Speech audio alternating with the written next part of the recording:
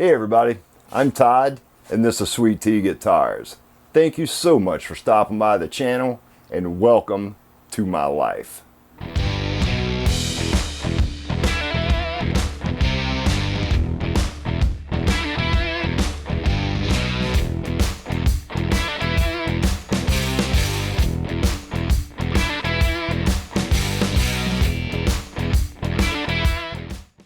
If you guys go back and watch the last figure 8 video, you'll know that our neck is in this state. It's roughly thicknessed. We've got our volute roughed in right here. I need to get my headstock thickness down to an acceptable level so we can get the headstock cap glued on here. And then I've got work to do on the hill to figure out my break angle and to figure out how long I'm going to leave this in right here. As most of you guys know at this point, I'm planning on doing a semi-hollow body, or pretty much as hollow as I can get it, and still have wood left to hold my neck in, to mount the bridge to, you know. I'm putting an alder top on it before we do the hog out on that body. We can wait for the walnut top. I will route the neck pocket into that body blank, incorporate my tenon idea into that route. Once we get that route done, then I can insert this neck, get all my drilling done for the threaded metal insert before we glue the top on. That way, any of this tenon that sticks out past the end of the neck pickup or the bridge side of the neck pickup will be covered up by the top wood. I don't want to have a hollow behind the neck pickup, if you know what I mean. We'll talk more about this once we get to this point in the build. I've erased everything on the front of this neck, all my lines. My buddy Bill at Borgonian Revolution informed me that I spent the entire last video pointing to the wrong line.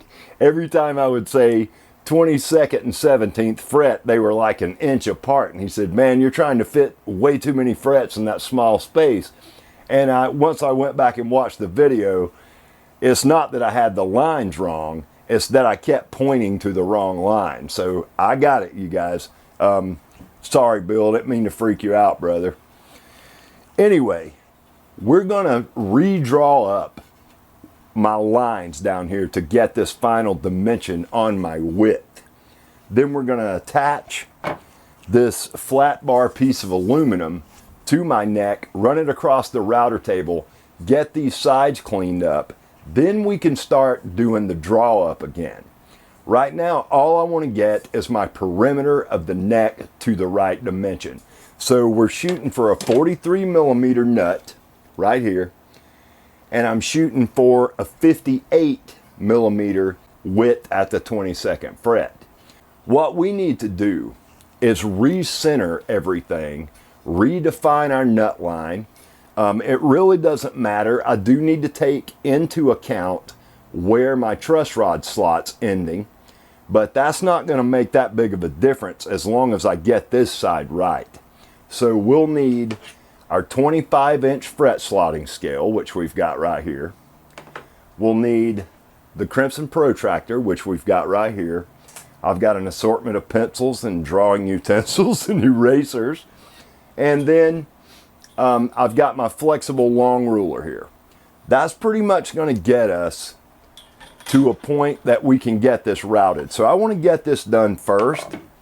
So I'm going to pan down here. We'll zoom in a little bit so you guys can tell what's going on.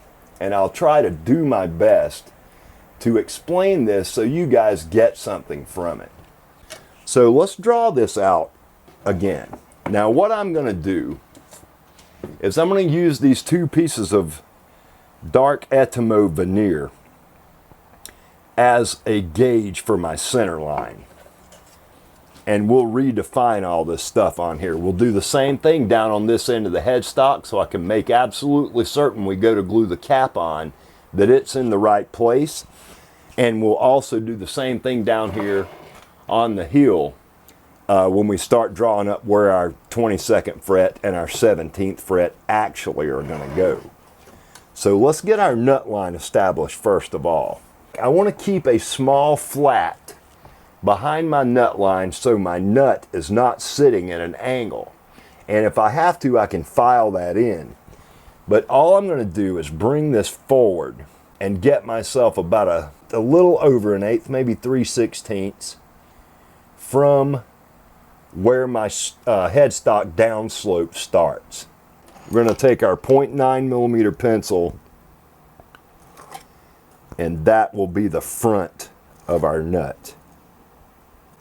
Now, let's take our 0.5 millimeter pencil and draw this up. So we want this at 21.5, and I'll stay to the outside of that line when we go to start routing, because I'm basically splitting that line in half. We need to mark out where our 22nd fret is going to fall. So knowing that this is going to be the front of my nut line, I'm going to lay my fret slotting scale down on that line, so we're on that side of all the fret lines. So all I need to do now is come back up here with the crimson protractor right there.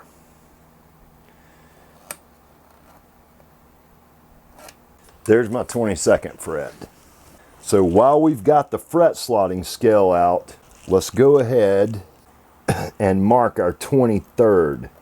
I want my fretboard to come at least to that distance. Probably a little bit further if I'm going to do that through hole for the truss rod adjustment nut. Now we've got the clearance we need behind this nut line right here, so that line is not interference. There's probably a 1/16 away with the truss rod adjustment at 0 from touching that. So that's exactly where I want it to be.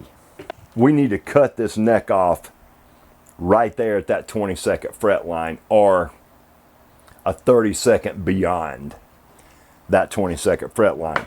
Where this is going to matter as far as the other markup goes is when we go to put the fretboard on here.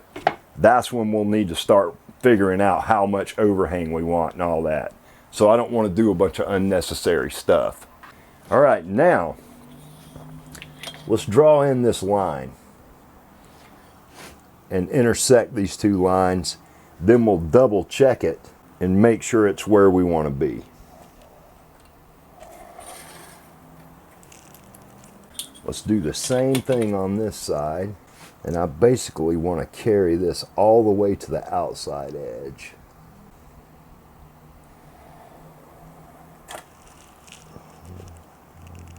So I'm going to take some masking tape and I'm going to write it right down that line. Let's burnish it. Let's put some tape down on our aluminum. All right, burnish it. Let's take some super glue.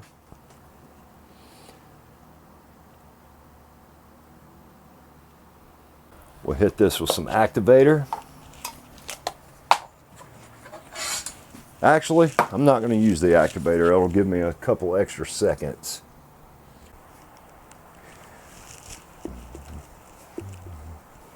All right, we're good. There we go. Let's clean up a little bit and get the router ready, which it pretty much is. I hadn't changed it since we routed the great guitar build off neck, so it's pretty much ready to rock. All right, you guys, let's get after it.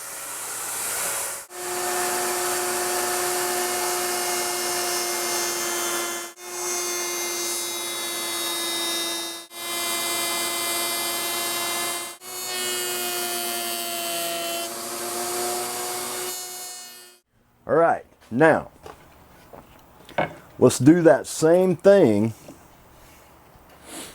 on this side. Let's double check this with our protractor to make sure I'm not doing something crazy. All right, we're good there. As long as I hug the inside of that line, we'll be fine. I'm at 28.5, which is going to give us a 57 millimeter 22nd fret width, which I'm fine with that. It's still expanded, and that's really what I was shooting for. I didn't want it to be 56 or even 56 and a half. So as long as I'm a little over 56 and a half, I'm fine.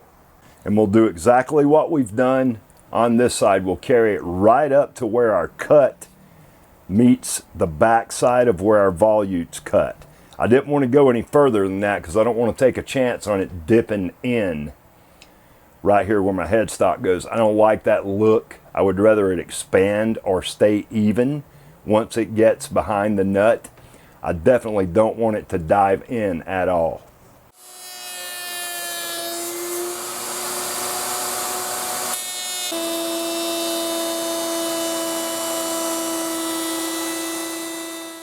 All right, there's our neck routed both sides. Let's check our width at the nut and at the 22nd fret. All right, at the 22nd fret, I am at 57.2, we'll say. A little over 57 millimeters. I'm absolutely fine with that. Okay, we're dead in the center of this, and we're at about 44 millimeters, but I didn't route all the way up. You'll see I saved my mark right there. That's going to assure us that we can get this transition up into these points of our headstock like I want them to be. Like I said, I don't want to dive. So here's our neck at this point. What we need to do now, and the reason I routed this truss rod slot all the way off where our L shape is right here, is so I can drop it in this slot at any point and find out if it's hitting the bottom. And it's not. I could do this on the bandsaw, or I can do it with the hand with my Japanese pull saw, which is probably what I'm going to do. And let's get this cut at the 22nd fret. Then we can start drawing some things out and start thinking about getting our fretboard put on here. You know, this is exciting. I love this part of the build.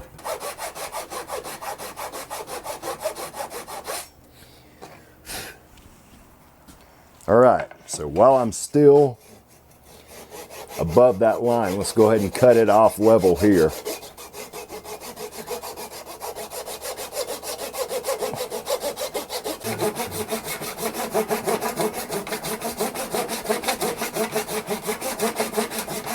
All right, there we go. So now I can clean this up with the rasp or a file or whatever we need, because I'm still probably about a 16th in front of that line, not even quite a 16th, maybe a 32nd. And I did that on purpose so I could sneak up on that. I also need to widen the end of this slot so my nut will drop down inside that slot where it goes to this expanded width right here on the shaft of this nut right here.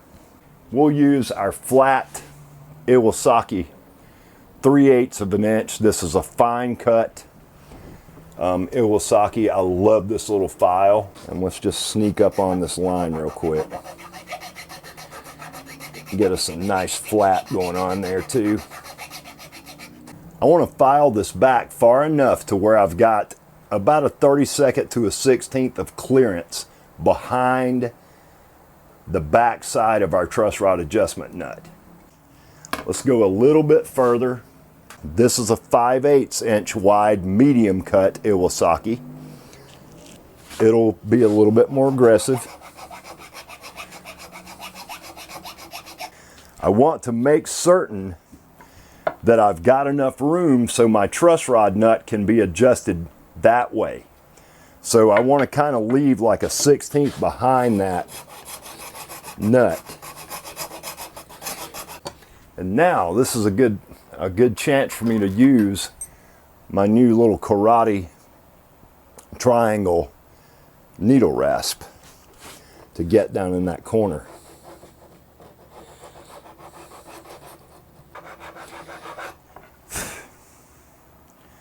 Oh yeah, there we go.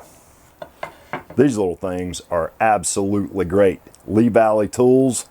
This one was like $18.50 for the triangle. I've got a half round as well. This one was also around 18 bucks, but these things are just the best quality rasp in this size that you'll find, in my opinion. Let's get our fret slotting template and double check this and make sure we don't want to come in beyond the 22nd fret. I want solid wood under the fretboard at the 22nd fret. I don't want that fret on the overhang. And we're still fine. We can sort that out. It's dead on that line. But what I can always do to back it up just slightly is move my nut back just a hair, and that would work out perfect. So we're going to leave the neck carve exactly where it's at now. Let's clean this up a little bit while we've got the shinto out. One of the reasons I really like using that aluminum bar, and I think I talked about this in the last video, it's straight. I do not have to worry about it having a wave in it. So I really love the fact that I can use pretty much an aluminum straight edge as a router template, because it gives you a perfect straight route down the side of the neck. You don't have to worry about your router bit doing this number. That's why I like that wide piece, because it lets the neck blank ride flat, which keeps it perpendicular to the cutting surface on the router bit and makes certain that this stays, this edge and this edge stay as close to 90 degrees as we can get using the tools we've got here. When we left off last night, I was getting ready to thickness this headstock down. I've got my jig set up over on the spindle sander, and we're ready to get this done. Now I've got the thickness set to about 12.5 millimeters. The reason I'm going that thin is because I've got a 4 millimeter headstock plate that I'm going to cap this headstock with. Let's get the spindle sander cranked up and get this done real quick.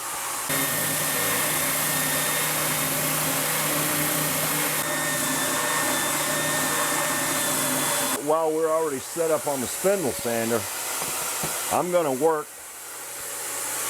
getting this the sides of this thing smooth and like we like it.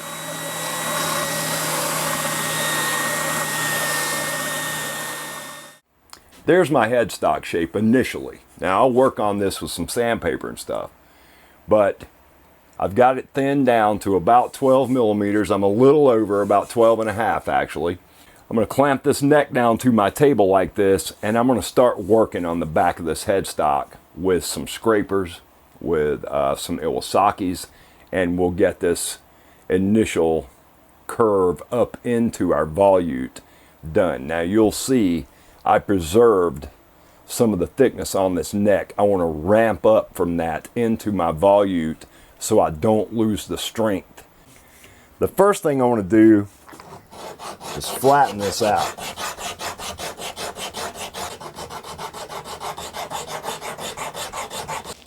And once I'm decently sure I'm close, I'll start taking some measurements with the caliper. I want to start working on this volute, and I know I'm going to need to cut this down a little. So let's get the shinto and take some of the thickness off this volute.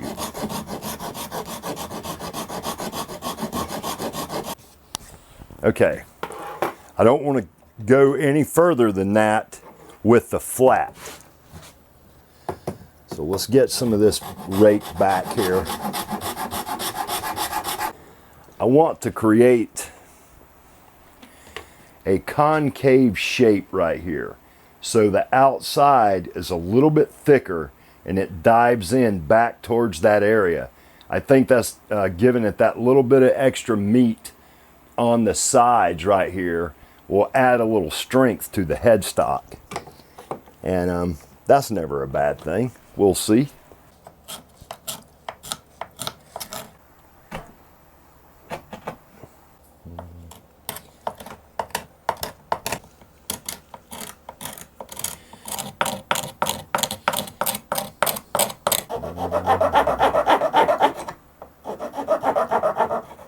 right, you guys, I've just been carving away here. Once I start shaping the neck, you know, I can finalize this.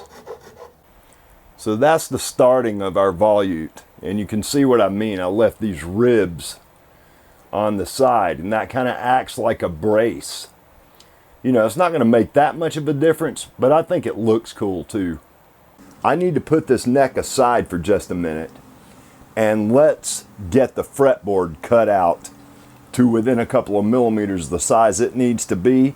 Then I'll run it across the jointer, make sure we've got a nice square side, send that through my LMI fret slotting jig, cut 22 frets on a 25-inch scale fretboard.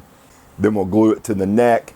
I'll run it across the router table using the sides of my neck as the template. We'll get the fretboard cut down to size, unradiused at this point.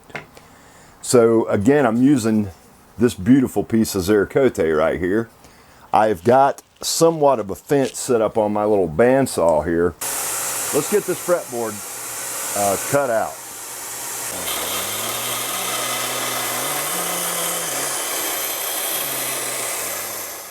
We got a nice square flat piece of Ziricote. Let's measure the thickness on it. I got this piece of wood from C. Jacobs Woods. He sent me like 8 of these. We're pretty much at about between 8.58 and 8.8 all the way down on this fretboard. And part of that's because there is clean on this side and nice and flat, but there's a little ripple right here where it went through the planer. I'm cutting that off anyway. So let's pan down here and figure out which way we want to orient this fretboard. Do I want the light down at the bottom and the dark at the top? Or, yeah, it's got to be that way. So I'm going to leave myself a little overhang there, and all we need here is where our nut line's going to be. And let's draw that off. Now I'm using the side that I ran across the jointer as the reference. So there's our nut line. And let's get the fretboard, the fret template out. And let's mark off our 22nd fret. I do not want a bunch of unnecessary marks on this thing. So, all right, there's our 22nd fret. So that's our fretboard ultimately. But I know I need to go past this. We need to decide how far. And let's check that against our reference here. That looks dead on, so we're good. I'm going to come about an inch beyond my 22nd fret. We'll say 25 millimeters. I can do my little half moon shape that I was talking about doing, or some kind of fancy little curve there, and expose my truss rod adjustment nut through that little oval hole I was talking about making in the fretboard. Let's establish a center line. All right, there's our center line on that one. There's our center line on that one. Let's take our ruler.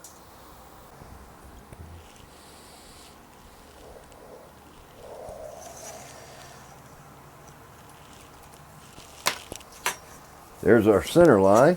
I'll leave the line here. We'll cut the rest of this off. And then what I need to do is square this edge up right here.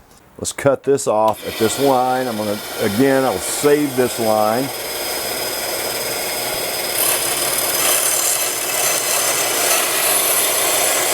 And now I want to get this squared up, or at least better than it was before. So now we've got a usable fretboard with the center line, our nut lines drawn on it, our 22nd fret lines drawn on it, as well as the end of our fretboard for now. I need to super glue and masking tape this fretboard to my fret slotting template. So my buddy Mike at ASA Guitars gifted me an LMI fret slotting jig, or fret slotting miter box. This thing is killer, but there's an offset. I've got it marked here. It's exactly 80 millimeters. So what that tells me is when I go to mount this thing, just like this, I need to mount my nut line 80 millimeters away from the actual nut line on the fretting template. What that will do is make absolutely certain that I start at the right place. And as long as we're close, you know, within a millimeter, we'll be fine. That's why I left that slop on the end of this, just to accommodate any, like if we're a millimeter off on our offset, we can still get that. I'll still have room to dress this on the end. Let's get some tape put down on this thing. I want to use my reference side here that I've ran across the jointer. So what I'll do is line it up with the top edge of my fret slotting template. We'll use the same size masking tape, which is a 2-inch. And in this case, I'm using 3M yellow.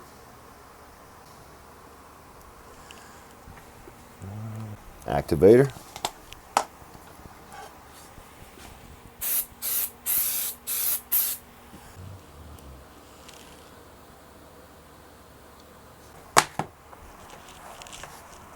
Now all we have to do, slide our jig in, we'll clamp it down.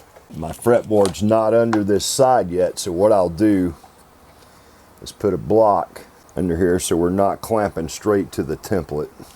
About that deep. I want these slots deep enough to still be able to tell where they are after I've sanded the radius into the fretboard. All right, so now we just go to the first fret and drop that slot on our pin. Now we've got fretboard under both the hold downs. You want these nice and tight, but not overly tight. You don't want to strip them out or anything. Make sure you're seated up against the edge.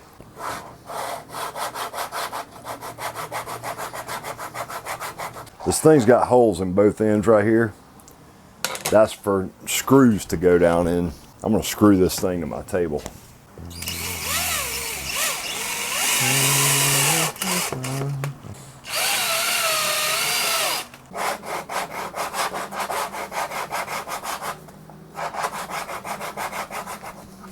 All right, this is the last one.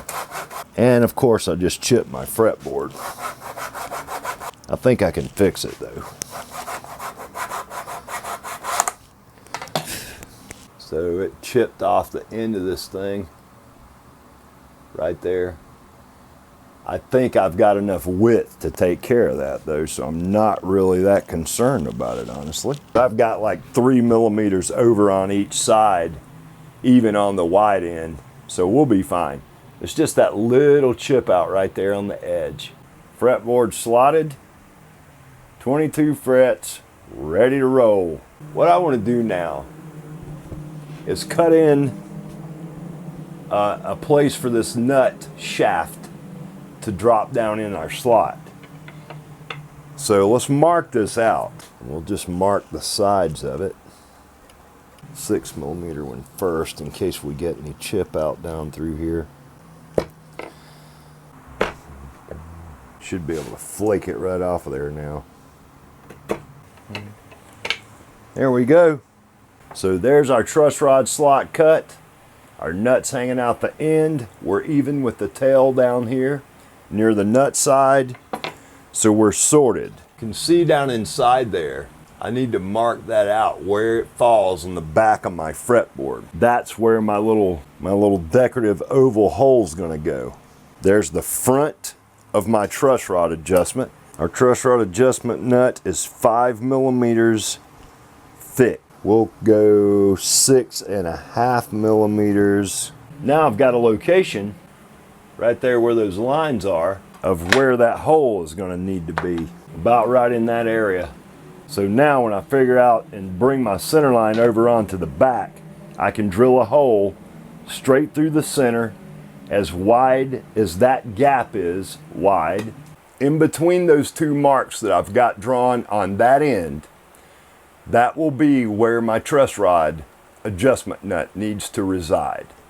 So now all I have to do is copy these lines over to the front, because I don't want to drill from back to front when I go to drill this in. I'm taking a chance on getting tear out. So I need to drill my hole to start this carve on the center line in between those two pencil lines I've drawn there. That will give me this residual space out here beyond that to cut a curve into, or a little S hook or something like that. I'll do something decorative on the end of this fretboard. All we're going to do is drill a 6mm hole through the end of this fretboard. I would really like to get that hole somewhat filed in. We can tweak it a little after it's glued on the fret, after the fretboard's glued onto the neck.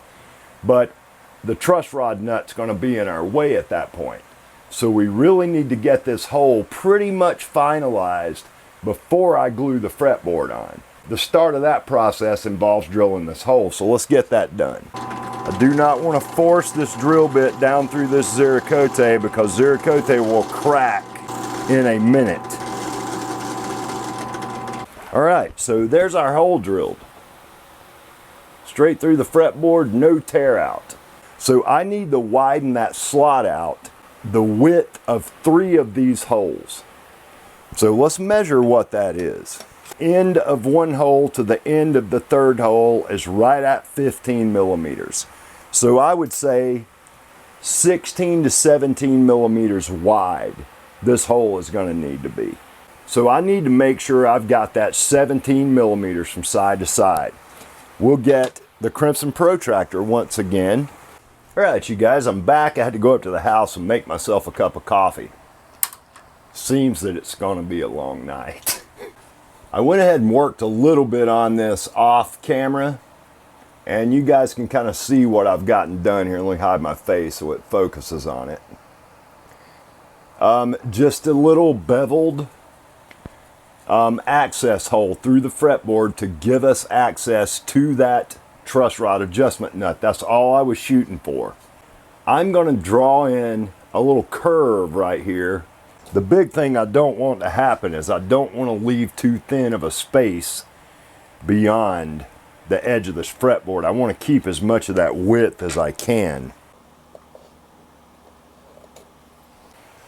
Like that. So let's clean this hole up and make sure we've got it like we want it. It's really close already. So that's kind of what I'm talking about. Access through the end of the fretboard.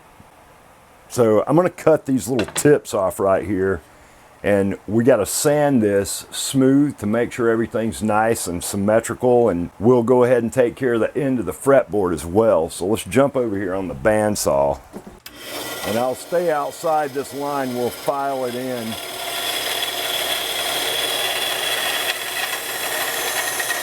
Now we can finesse that shape in with sandpaper and files and everything, and get that to, to look like I want it to. This is the time during a build when I'm metaphorically letting the instrument speak to me and tell me what it wants me to do next.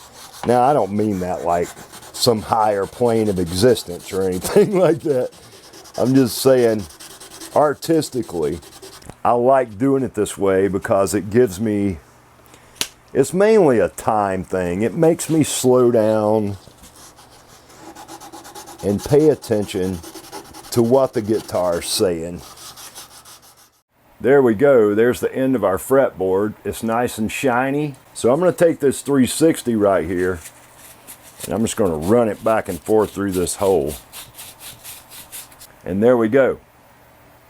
So now that I'm decently satisfied that my half round is shaped symmetrically with the fretboard, and that my truss rod access hole is cut in the location that I want it at, we'll get our clamps out, clamp the fretboard down to the neck blank, drill some locator pin holes down through one of the fret slots, one at the top of the fret, one at the bottom of the fret on opposite ends.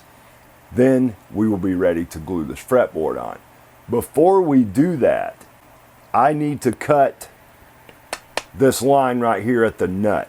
Now that we've decided where that's at, I'm going to take my handsaw and just cut that off. Alright, So I just want to be really careful and make sure I stay parallel to my fret line. There we go, nice clean cut. Let's get this fretboard clamped to the neck, get some locator pins drilled down through here. So I'm going to get one up here. Now the other one we'll do down here on the opposite side. Now I've got two little pieces of toothpick right here that I've chamfered the edge on. So you want to clean up around that while the super glue's still wet. We need to get some clamps ready, and then I'll need some board I can use for a caul. Let's get some glue spread. The glue's not going to hurt the truss rod. Let's cut our toothpicks flush.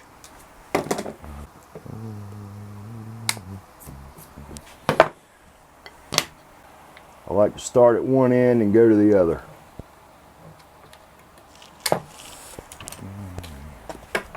Seeing good squeeze all the way down.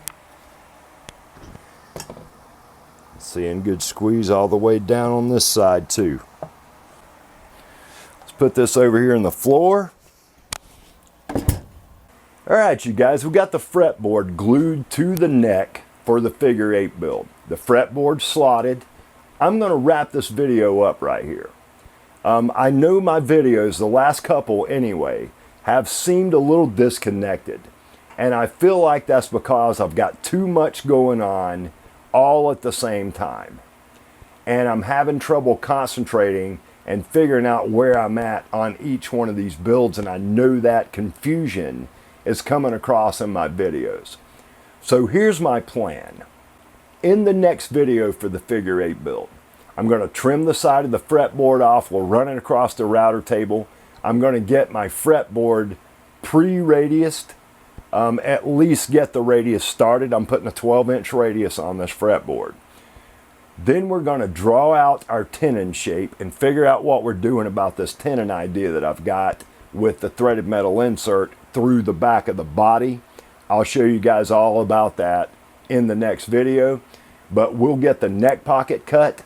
Once I get that done, we'll wrap that video up, and I'm going to shift my focus back over to the Great Guitar Build Off project for 2 or 3 episodes, because I want to keep moving forward on all of these builds. And I feel like the only way I'm going to do that is if I have some kind of plan as to the tasks that I intend to complete in each video. I hope you guys will bear with me through this confusion. If you haven't already, please hit that subscribe button. If you like the content that I'm producing here on the channel, minus these last few videos, please hit that like button and leave me a comment down below and let me know what you'd like to see coming up here on the channel. I am doing another giveaway. We'll talk about that on October the 2nd. And until episode 5 of the figure 8 build, you guys, peace and love.